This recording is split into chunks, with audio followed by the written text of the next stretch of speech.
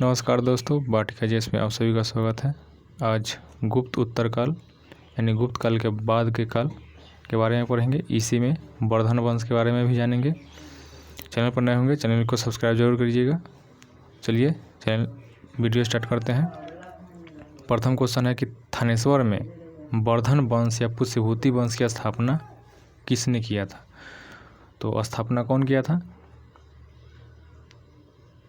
तो इस वंश का स्थापना किया था पुष्यभूति वर्धन, और इस वंश का राजधानी कहाँ था? थानेसर।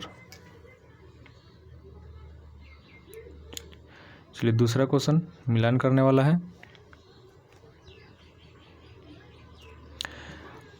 पहला में सूची में राज्य है और सूची 2 में राजधानी है। तो वर्धन वंश की राजधानी थानेसर थी।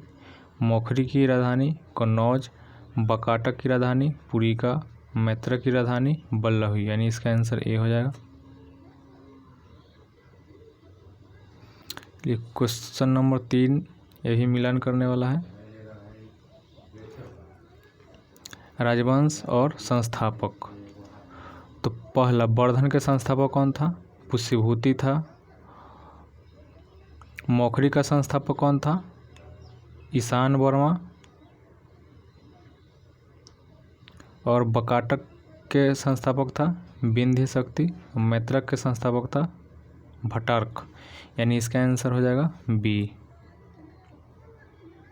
ये चौथा क्वेश्चन है, कदम राज की स्थापना मयूर शर्मन ने की थी, उसने अपनी राजधानी कहाँ बनाई थी? तो इसका आंसर क्या हो जाएगा? सी, वैजयंती या बनवासी।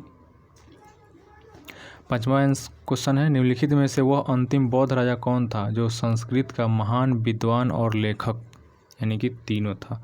तो कौन राजा था? हर्षवर्धन था। चलिए छठा क्वेश्चन है, हर्षचरित किसके द्वारा लिखी गई थी? तो हर्षचरित के लेखक कौन था? बाणभट्ट। चलिए अगला क्वेश्चन 7वां क्वेश्चन है, हर्षवर्धन के समय में कौन सा चीनी तीर्थयात्री भारत आया था? तो कौन आया था? हेनसोंग आया था। 8 नंबर क्वेश्चन है, चालुक्य राजा पुलकेशिन द्वितीय को किसने पराजित किया था? चालुक्य राजा पुलकेशिन द्वितीय को किसने पराजित किया था? तो इसको नरसिंह वर्मन प्रथम ने पराजित किया था।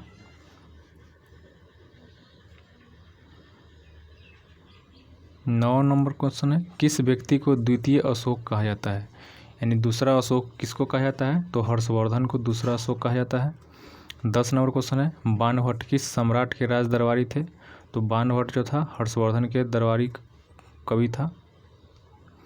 चलिए 11 नंबर क्वेश्चन है, हर्षवर्धन एवं पुलकेशिन द्वितीय के मध्य हुए संघर्ष की जानकारी कहाँ से मिलती है?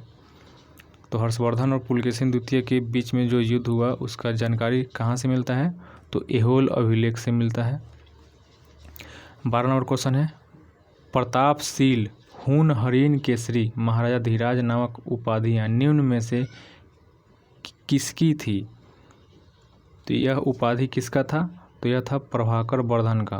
प्रभाकर वर्धन कौन था? हर्षवर्धन का भाई था।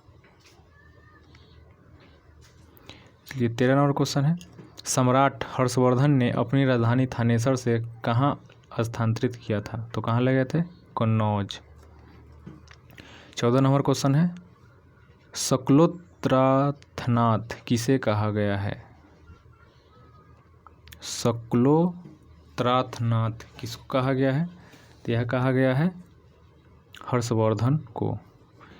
15 नंबर क्वेश्चन है, हेनसोंग ने किसे शिलादित कहा था? तो शिलादित हेनसोंग कहा था, किसको कहा था? हर्षवर्धन को कहा था।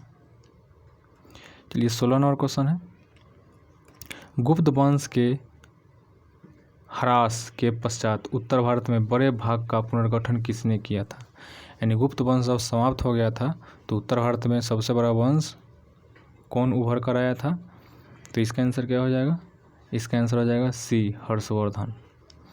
17 नंबर क्वेश्चन है कि बंगाल का कौन सा शासक हर्ष का समकालीन था?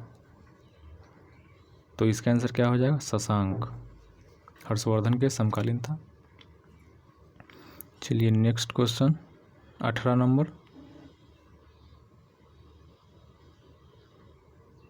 चालुक्य शासक पुलकेशिन द्वितीय ने किस नदी के किनारे हर्षवर्धन को पराजित किया था? यानी पुलकेशिन द्वितीय जो है हर्षवर्धन को हराया था किस नदी के किनारे? तो यह जो है नर्मदा नदी के किनारे हराया था। 19 नंबर क्वेश्चन है कि हर्षवर्धन के शासनकाल में उत्तर भारत का सबसे महत्वपूर्ण शहर कौन सा था? हर्षवर्धन के शासनकाल में उत्तर भारत का सबसे महत्वपूर्ण शहर कौन था? तो वह था कन्नौज, जो हर्षवर्धन अपने राजधानी के रूप में इसको बना लिया था। 20 नंबर क्वेश्चन है कि हर्षवर्धन की जीवनी किसने लिखा था? तो हर्षवर्धन की जीवनी कौन लिखा था? तो बाणभट्ट ने लिखा था। चलिए 21 नंबर क्वेश्चन है, हर्षवर्धन अपनी धार्मिक सभा कहाँ किया करता था? हर्षवर्धन जो है अपनी धार्मिक सभा कहाँ करता था? तो यह प्रयाग में करता था। प्रयाग उत्तर प्रदेश के इलाहाबाद में है। 22 नंबर क्वेश्चन है कि वर्धन वंश की राजधानी थानेसर किस प्रदेश में स्थित है? यानी थानेसर जो है यह कहाँ है? यह हरियाणा में है। 23 नंबर क्वेश्चन है कि हर्षवर्धन की बहन राजश्री का विवाह किसके साथ हुआ था? तो हर्षवर्धन की बहन के नाम क्या थी? राजश्री, जिसका विवाह किसके साथ हुआ था? तो यह मौखरी नरेश ग्रह वर्मा के साथ हुआ था। 24 नंबर क्वेश्चन है कि हर्षवर्धन के अग्रज राज्यवर्धन द्वितीय की हत्या किसने की थी? यानी ग्रहवर्मा के पति की हत्या जो है इसको कौन किया था? तो इसका हत्या जो है इसे गौर नरेश शशांक ने किया था और इसी ने बुद्धि वृक्ष को भी कटवाया था। चलिए 25 नंबर क्वेश्चन है, हर्षवर्धन ने 606 ईस्वी में हर्ष संवत की स्थापना किस उपलक्ष्य में किया था? यानी क्यों किया था हर्ष संवत की स्थापना? तो यह जो है अपने राज्यारोहण के उपलक्ष्य में किया था, यानी इसका आंसर ये हो जाएगा। 26 नंबर क्वेश्चन है कि कौन वर्धन वंश की राजधानी थानेसर से कन्नौज ले गया था? यानी पहले वर्धन वंश की राजधानी थानेसर था यानी हरियाणा में, उसके बाद राजधानी को कन्नौज ले गया। तो यह कौन ले गया था? हर्षवर्धन ले गया था। 27 नंबर क्वेश्चन है, कन्नौज किस प्रदेश में स्थित है? कन्नौज जो है वह किस प्रदेश में है? तो यह जो है वाराणसी में है। 27 नंबर क्वेश्चन था ना, कन्नौज किस प्रदेश में स्थित है? तो यह जो है उत्तर प्रदेश में स्थित है। 28 नंबर क्वेश्चन है,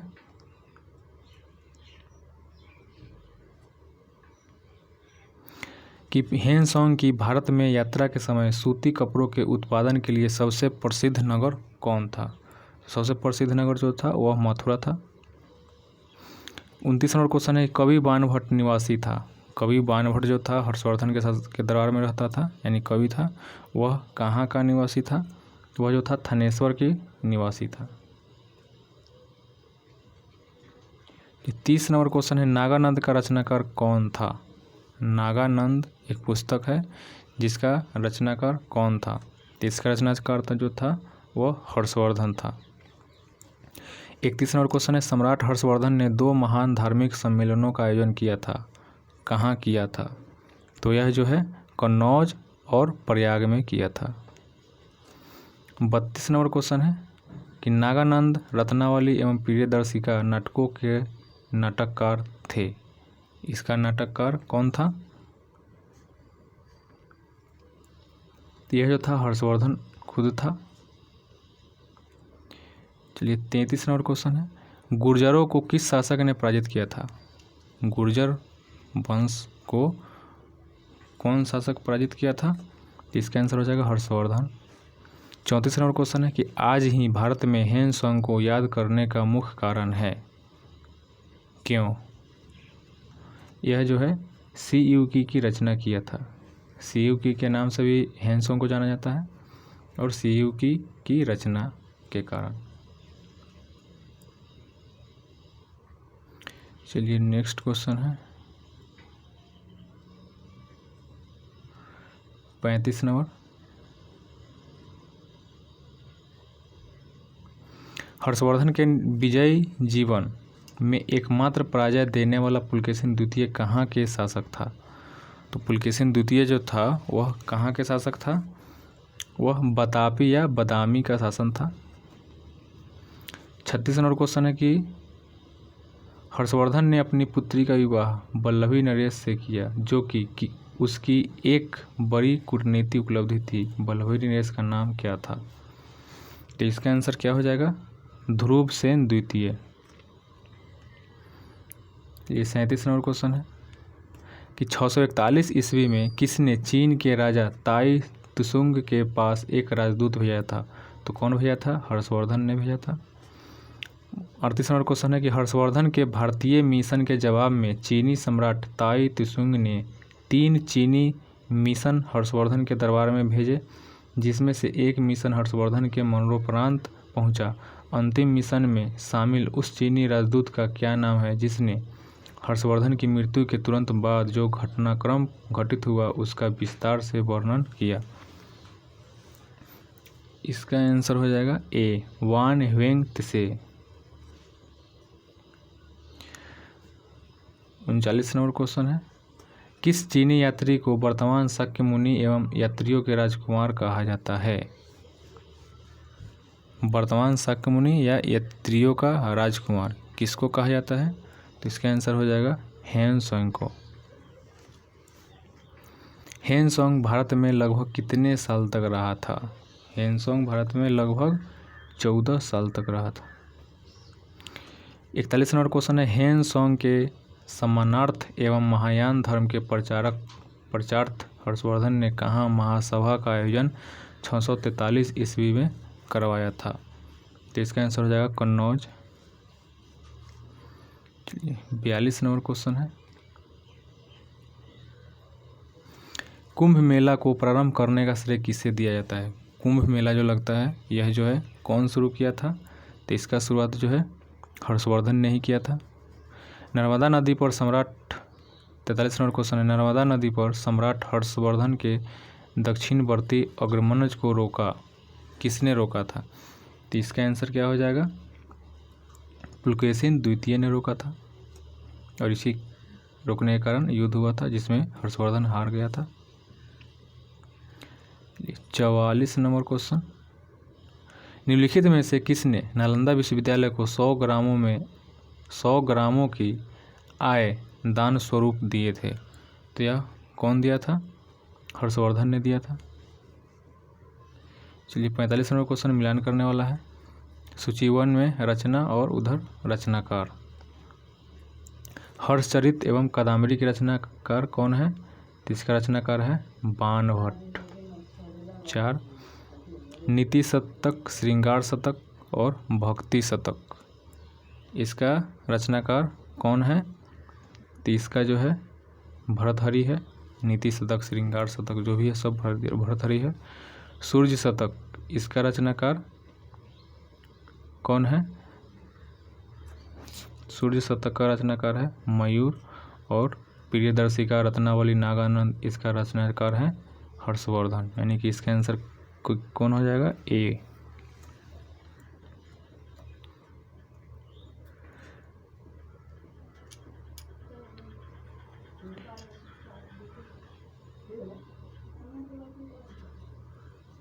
चलिए 47 नंबर क्वेश्चन जो है मिलान करने कथन कराने वाला है।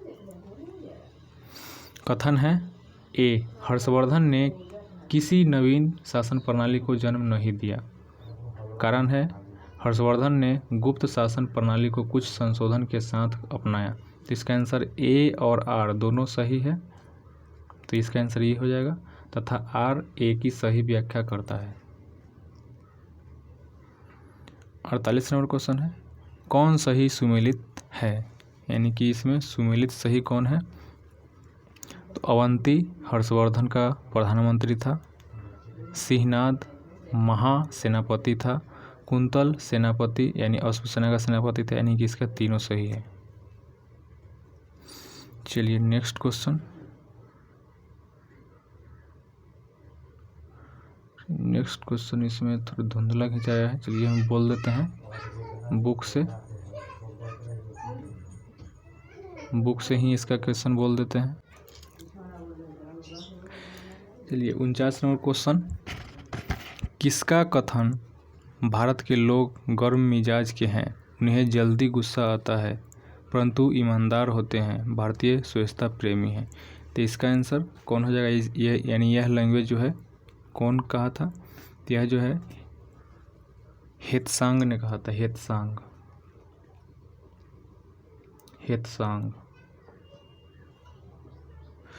चलिए 50 नंबर क्वेश्चन है, अग्रहार का अर्थ क्या होता है?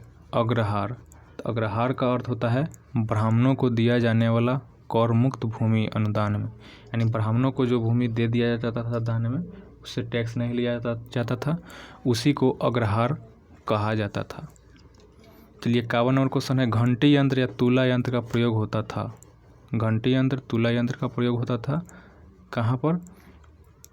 तो इसका आंसर हो जाएगा खेत की सिंचाई के लिए। हर्षवर्धन के साथ यानी कि वर्धन वंश में उस समय जो है खेत यानी कि फसल को सिंचाई करने के लिए घंटे या तुला यंत्र का प्रयोग किया जाता था। अगला क्वेश्चन है 52 नंबर, दक्षिण भारत के संदर्भ में एरीपत्ती का अर्थ क्या होता है? एरीपत्ती, दक्षिण भारत में एरीपत्ती का अर्थ क्या होता है? तो इसका आंसर क्या हो जाएगा? इसका आंसर होगा जलाशय की भूमि।